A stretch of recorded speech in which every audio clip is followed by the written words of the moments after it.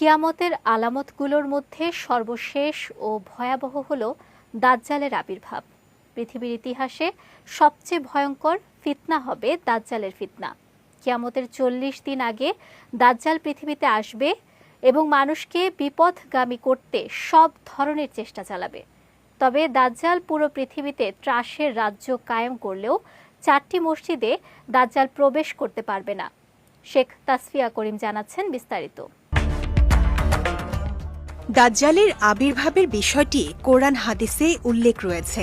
হাদিসে বর্ণিত আছে, দ্রুতগামী বাতাস বৃষ্টিকে যেভাবে চালিয়ে নেয়, দাজ্জালের চলার গতিও সেরকম হবে।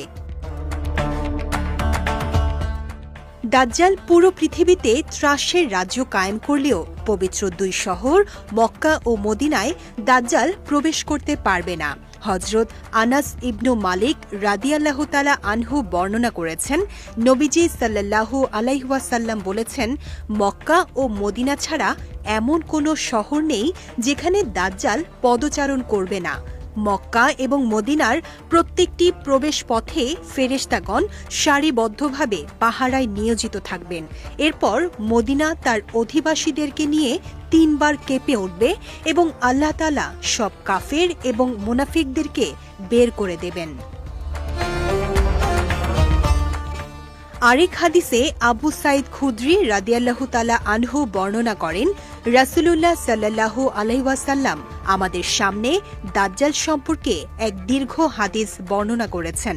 বর্ণিত কথাসমূহের মধ্যে তিনি এই কথাও বলেছিলেন যে, মদিনার প্রবেশ পথে অনুপ্রবেশ করা দাজ্জালের জন্য হারাম করে দেয়া হয়েছে। তাই সে মদিনার উদ্দেশ্যে যাত্রা করে মদিনার নিকটবর্তী কোনো একটি লোনা জমিতে অবতরণ করবে। মুসনাদে আহমদে বর্ণিত এক হাদিসে এসেছে, দাজ্জাল পৃথিবীতে ৪০ দিন অবস্থান করবে, তার রাজত্ব সর্বত্র বিস্তার লাভ করবে। তবে ৪ মসজিদ তার নিয়ন্ত্রণের বাইরে থাকবে। তা হল কাবা, মসজিদে নববী, মসজিদুল আকসা ও মসজিদে তুর।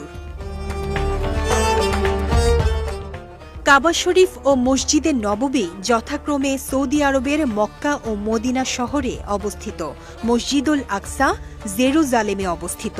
এছাড়া সূরা ৩-এ ওয়াতুরে সিরিন তথা তুর পাহাড়ের কথা আল্লাহ উল্লেখ করেছেন, যেখানে মুসা আলাইহিস সালামের সঙ্গে আল্লাহর কথোপকথন হয়েছে। সেই পাহাড়টিকে বলা হয় তুরে সিরিন বা তুরে সাইনা। আর এই পাহাড়ের কাছে অবস্থিত একটি মসজিদ হল আত-তুর মসজিদ। এটি ফিলিস্তিন এবং মিশরের মধ্যবর্তী একটি অঞ্চলে অবস্থিত।